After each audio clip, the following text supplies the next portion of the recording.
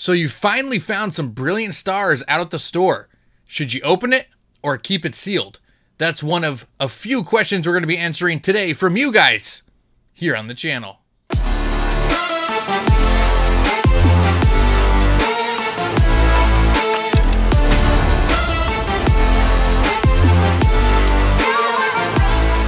What is going on, everybody? Welcome back to the channel, TCG Funhouse, where we talk all things Pokemon TCG.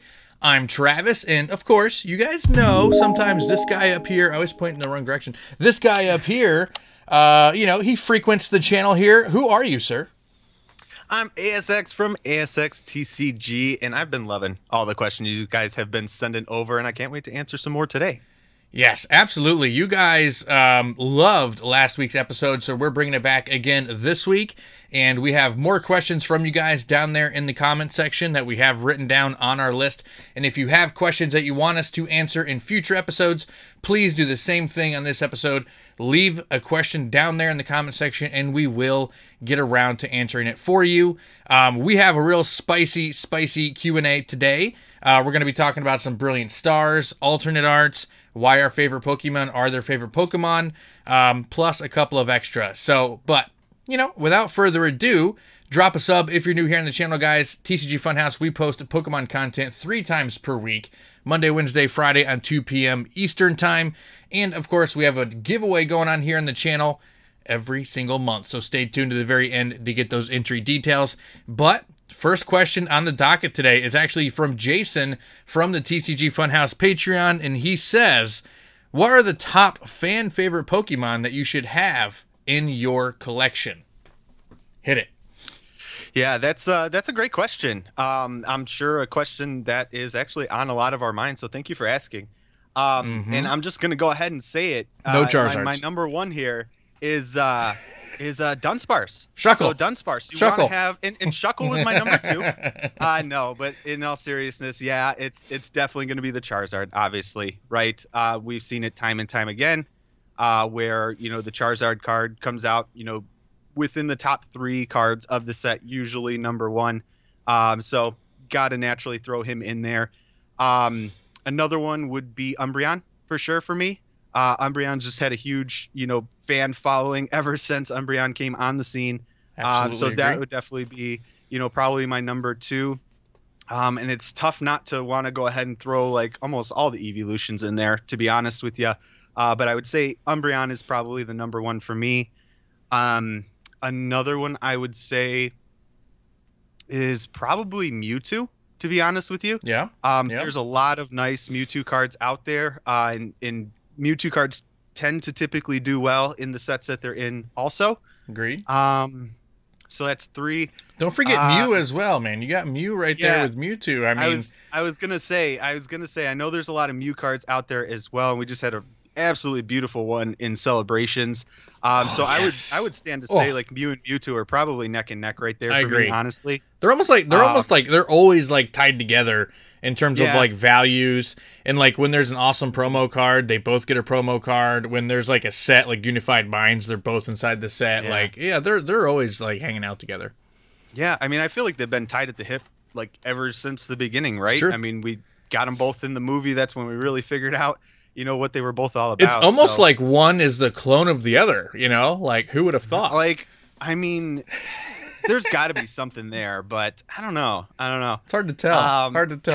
Mew 3, don't forget about Mew 3. Mew 3, yeah. That would be interesting. I don't know. They could do something. I guess they kind of did that with like the X and the Y kind of. Right.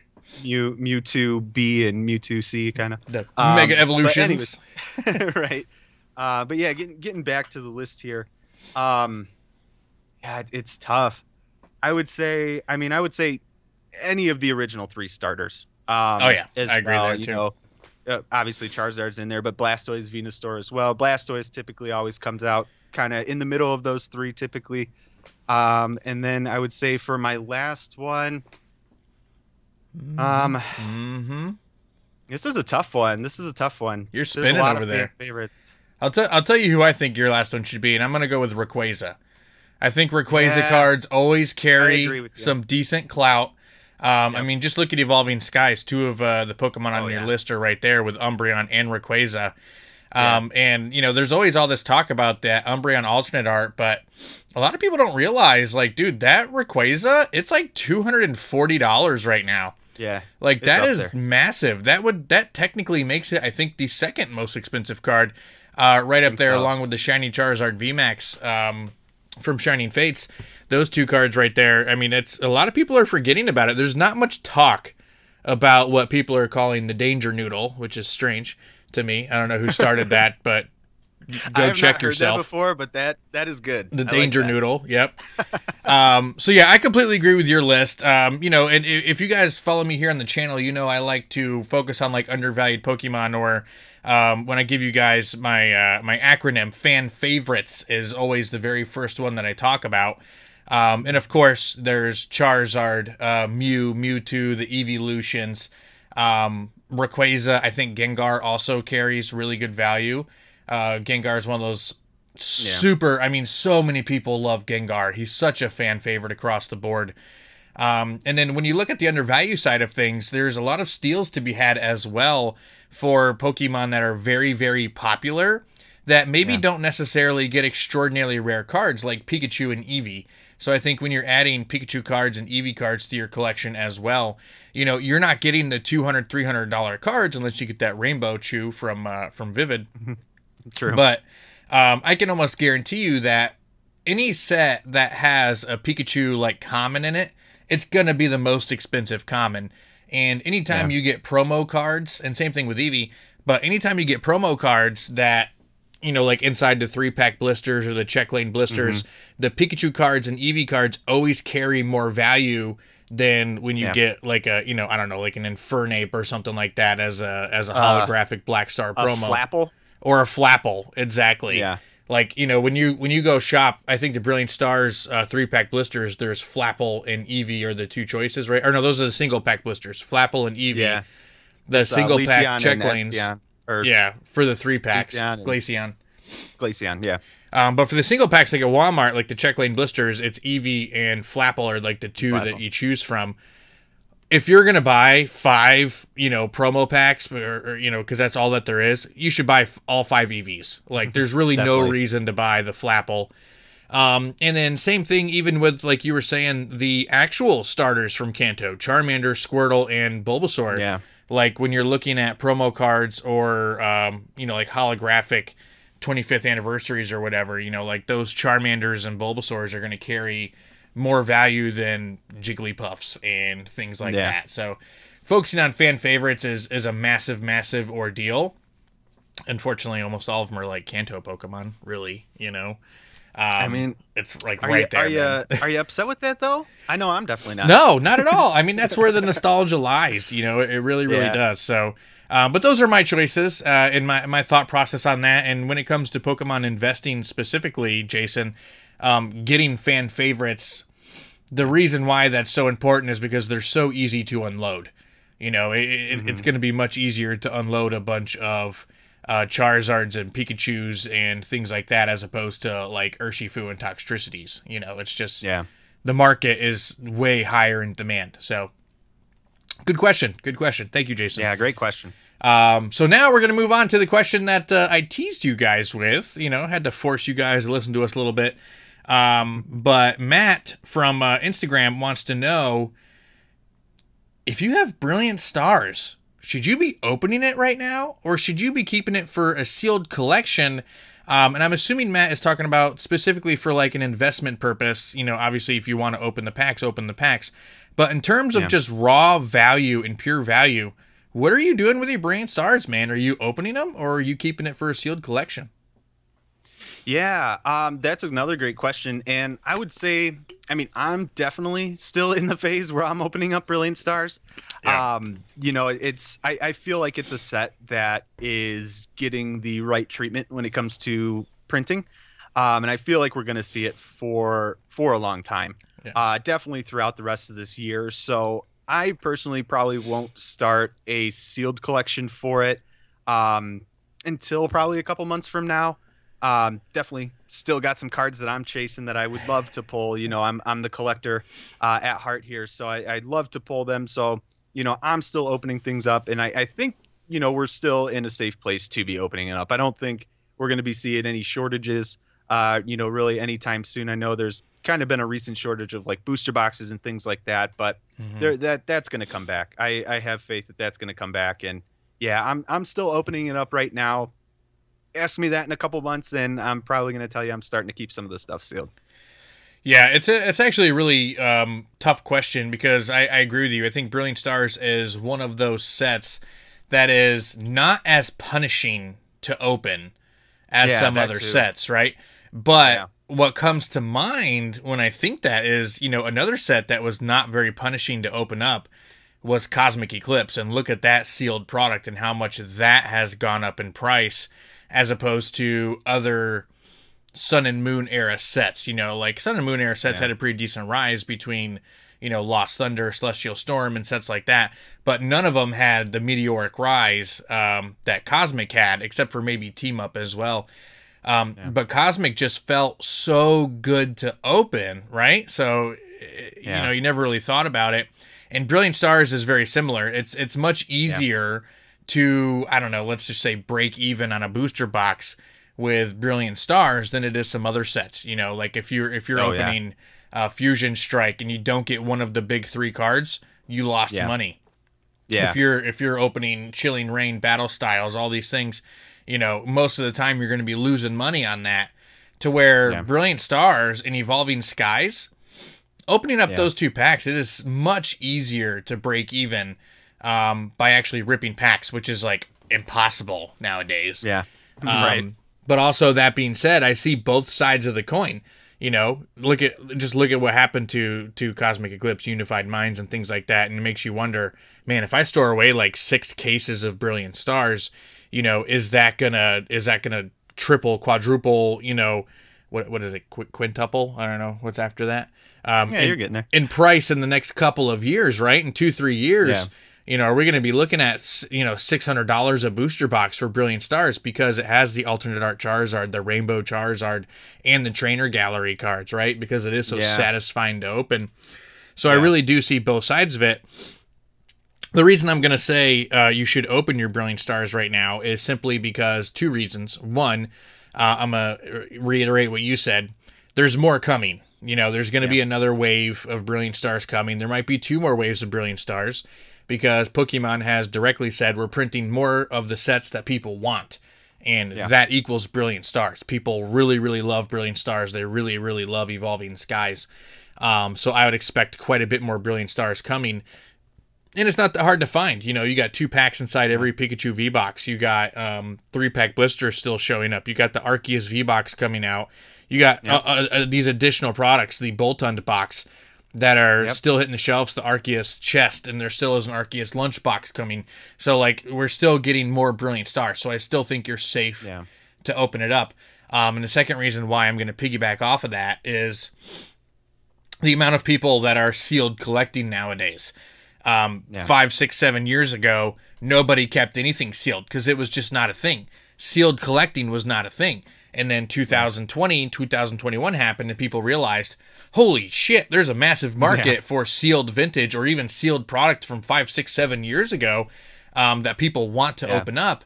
And people are stocking their closets with things like Brilliant Stars booster boxes and ETBs. So with that whole mix happening, I'm going to fall into the boat of open up your Brilliant Stars right now.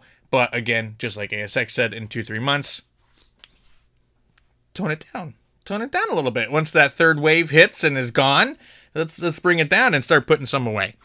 So yeah, and the next big question for this episode comes from Kyler over from Instagram, who loves Kingdra, by the way, and I think that's awesome because Kingdra is a super underrated Pokemon. Oh yeah.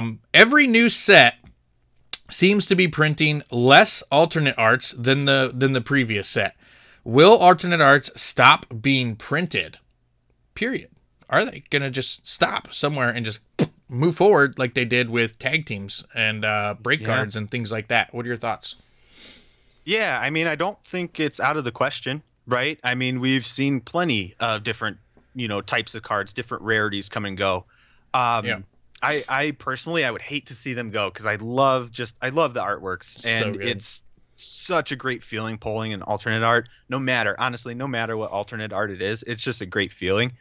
So I personally hope that they don't give them up, but I kind of feel like I honestly, I feel like we're going to probably see them throughout the rest of the Sword and Shield era. I have a good feeling about that. Which is probably only the rest of this year, though. So, like, what do you think? True. Do you think by 2023 and Gen 9 releases, are we still getting alternate arts?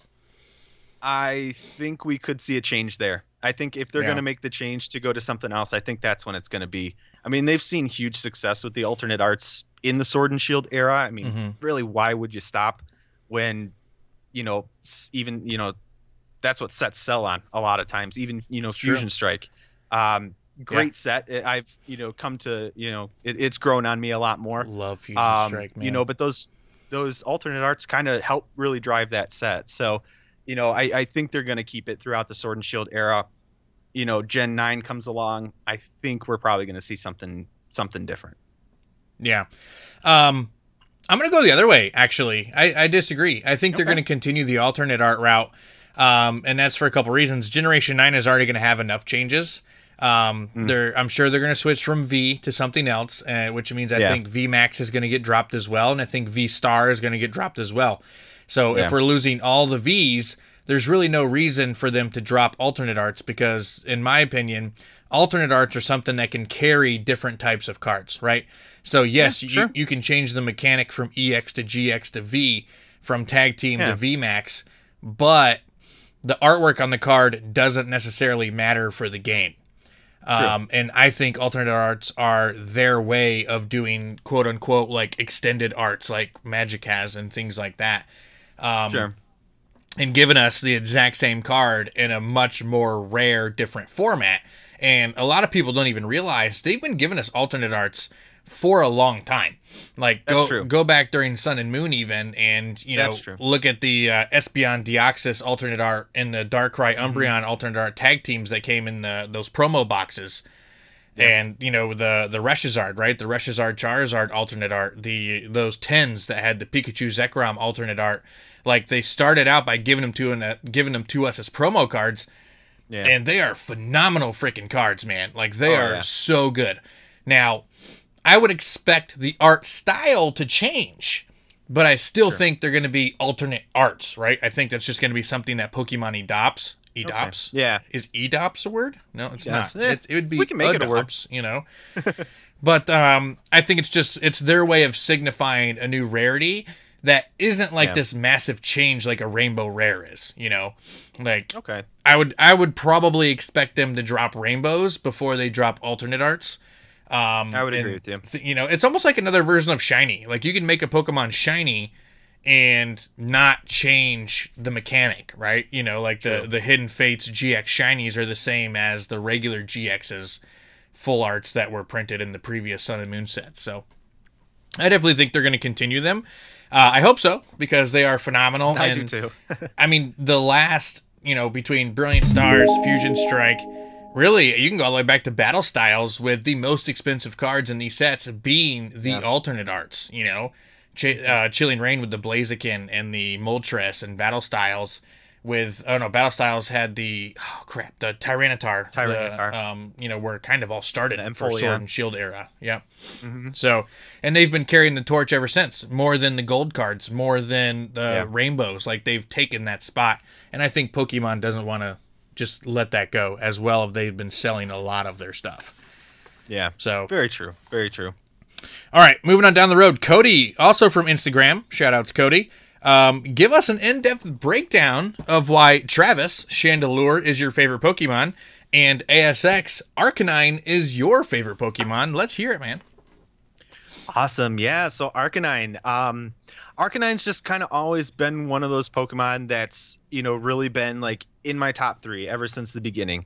Obviously I have a, soft spot for, the Charmander and the Charizard and all the Kanto Pokemon. But, Arcanine has just always been one that's really stood out to me. And I've been I'm a dog person myself. I've always had dogs growing up. So I've always loved the dog Pokemon, and Arcanine just looked super fierce, from the beginning in the anime, watching him with, who is it, Officer Jenny. Her out there running around with the Arcanines and all the Growlithe and everything.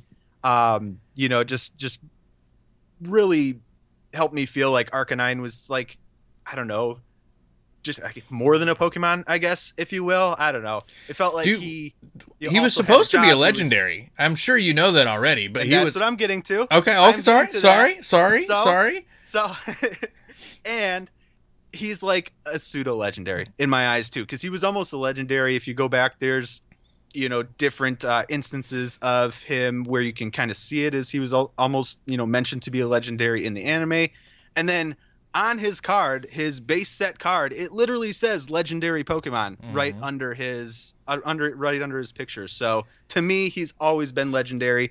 It's just been one of my favorite Pokemon from the very beginning, and I think that's why he holds such a good place in my heart. I love that because a lot of people they tend to go towards the Charizards and the Mewtwo's and like the real big legendary or starters or Blastoise or whatever. Yeah. And I think Arcanine is one of those Pokemon that, believe it or not, actually gets not as much respect as it should. I totally agree. Well, dude, it's like as a Pokemon that was originally designed to be a legendary, like you would think that it was like, okay, we're not going to quite give it the legendary status, but we're at least going to give it like the Dragonite treatment, or the Gengar treatment, or the Gyarados treatment even. Yeah. But it really doesn't. It often is, that real big, scary looking Pokemon that falls behind all those other Kanto Pokemon. Like I'd even put it, in terms of how much respect it gets from the Pokemon Company, I'd put it behind Machamp. I'd put it behind Scyther. Yeah. I'd put it behind, Gengar, and maybe even like Onix. Like Onix might even get, obviously Pikachu, Eevee, of course. And, to go from a Pokemon that was supposed to be one of the legendary linchpins, but it just didn't make sense because it was like, okay, we got 3 birds and a dog. Like, right. That's a little weird. It would have been cool to see them maybe do like 1 bird, 1 dog, and 1, I don't know, cat or something. Like, make a Persian style, So, and they also probably wanted to move away from like evolutions, like legendaries. They don't want them evolving, So exactly. Man. If it was just Arcanine, like, cool, I get it. But Growlithe and Arcanine legendary, I think they wanted to stay away from that boat. But Chandelure for me, man. Chandelure. I'm interested in hearing what you got to say for this one. It's actually quite recent, believe it or not.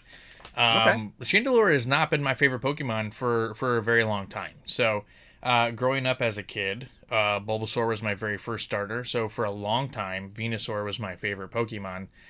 And then, the Charizard bug caught me, so I loved Charizard. And then for a long time, it was actually Machamp, because Machamp was my very first holographic card that I ever got. So, it's probably like that way for a lot of people as well. I think it was probably mine, yeah. That you get that starter deck, and it's got that first edition holo in there. And, that was really important to me, and I loved it so much. And, from that day forward, Machamp was one of my favorites up until today. It probably still is in my top 5, favorite Pokemon of all time. And then when I got back into the video games, which was around Generation 6, I really enjoyed Lucario. Lucario was my dog. I think it was it was Omega Ruby was the one that I picked up. And, he plays a really big part in those games. And Mega Lucario, and he was so OP and so powerful, and they just give you like this big, huge cannon right out the gate, and it was just so awesome. But then Galar comes along, right? Play through Galar. I'm like, this is really, really cool. And I needed to diverse my team, right?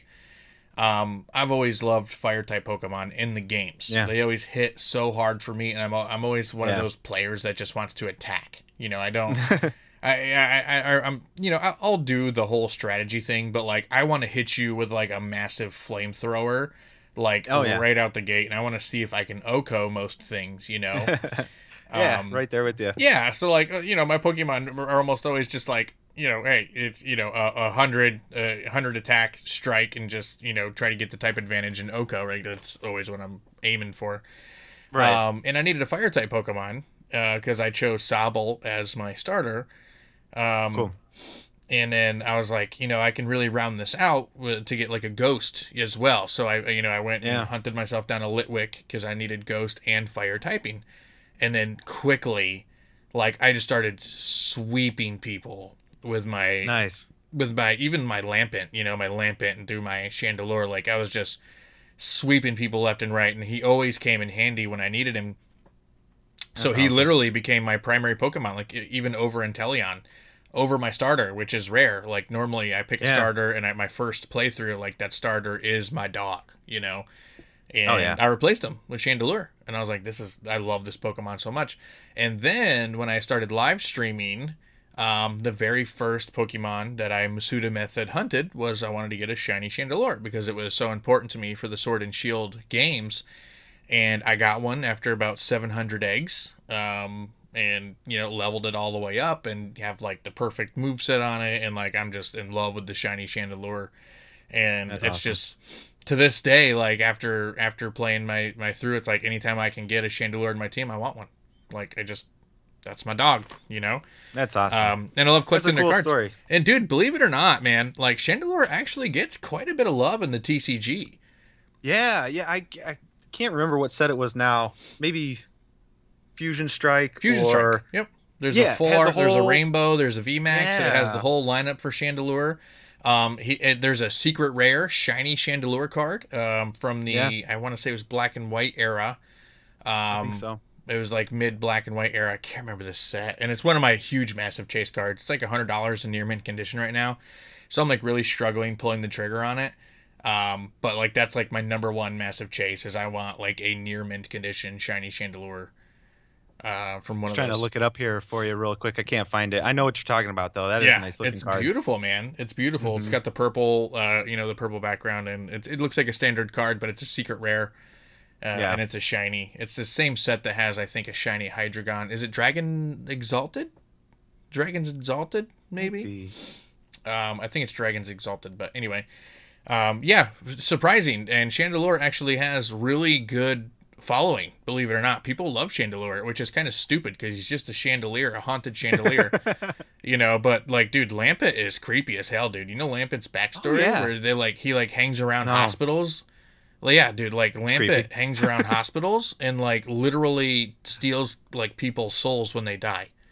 Oh my gosh. Yeah, like that's really creepy. I love it. Like, I love it, dude. I got some more respect for the whole Chandelure line here now. Look it up, man. Look it up. Seriously, Chandelure is badass, dude. Like Lampent, Chandelure is badass, and like Drifblim is cool too because he steals children, which is awesome. A lot of people don't know that. I have heard that. Yeah. No, I have heard that one. Just looking at the more recent cards, the full art card really stands out to me for the Chandelure. I just love the colors pink on background. that. Yeah, it's so nice. Really, dude, the really VMAX nice. looks fantastic too. Are you kidding me? Like, dude, it's awesome. But meanwhile, my boy Arcanine can't even get a regular V card dude, over here. Even when you're like a Hisuian freaking variant in the game where you have a whole part of the game where the whole point is to go beat you still just get a regular holo. It's killing me, man. Killing me. Lilligant got a V-Star, bro, and your boy Arcanine just got a regular holo. This is the second time in a row we did a Q&A and somebody bought into the pack break. Ever since they decided, you know what, we're not going to make him a legendary, I feel like it's just been downhill for Arcanine. That's what I'm saying. They just swept him out the door. They were like, all right, well, since he's not going to be legendary, like, screw this guy. Get him out of here. He got like a break card, I think was like the last cool thing. And I think it was a promo as well. I don't know if he pulled it. I think it was just came in a box. There's a lot of fantastic Arcanine artworks that are vintage, but like it has been forgotten, Yeah. Like there were complaints now of we people. got Voltund. Too many Gen 1ers, too many people showing too much love to Kanto. They're like, all right, well, someone's got to sacrifice, and Arcanine took the heat. Yeah, it's unfortunate, but so it is what it is. Maybe absolutely. One day. So yeah, guys, that's our that's the episode for today. Awesome questions. Thank you guys so much. Definitely. Like, love it. If you guys want your questions answered by us here on the channel, multiple ways. You can write it down in the comment section. You can send us DMs over on Instagram. You can join TCG Funhouse Patreon with the link in description. Talk to me over there. All that kind of stuff. But once again, guys, if you're new here, drop a sub. Pokemon content 3 times per week. ASX, go check him out as well. You got some more videos coming up, man? You going to be doing some more streams, or what you got going on? Yeah, definitely. I am planning for a live stream here coming up. Sheesh. Probably not this weekend, but probably next weekend, I'm thinking. And I got one of my favorite sets from this era has been Celebrations, and I've not been able to open that live for you guys. Nice. So I got some Celebration stuff. I got a couple lunch boxes and ETB that I wasn't sure I was going to open, but I want to open it up. So I'm going to open that up live for you guys as well. I got some other Brilliant Stars stuff too that I'm kind of collecting here. Celebrations, because I pull 8 Charizards, and every time I open Celebrations, I get Charizard. So when you open it and you're pulling Charizards left and right, I mean, are you going to stop? That's my question. I feel you. But yeah, guys. Cool things coming. Thanks so much for hanging out with us. I know some of you guys have stuck around to get those entry details. We're giving away some Brilliant Stars build and battle kits here on TCG Funhouse, and I guess you guys have waited long enough. Here are your entry details right now. Thank you guys so much for staying around to the end of today's video to get your entry details for the month of April here on TCG Funhouse. That's right. Boom! 2 winners for the month of April. Every quarter, I like to do a giveaway where I give multiple subscribers a chance to win instead of just one. And in April, we're doing 2 Brilliant Stars build and battle kits, guys. That's amazing. 4 booster packs inside, plus a stamped promo. All you have to do, guys, is make sure you are a subscriber here on the TCG Funhouse YouTube channel. Smash that like button on this video and leave a comment below. Anything you want to comment, whether I ask you a question in the video, what you thought of the video, anything. I reply to as many comments as I can, and I make sure I heart as many comments as I can as well. But that's all that you guys have to do to get your entries for this month, and you can get an entry every single video. See you there.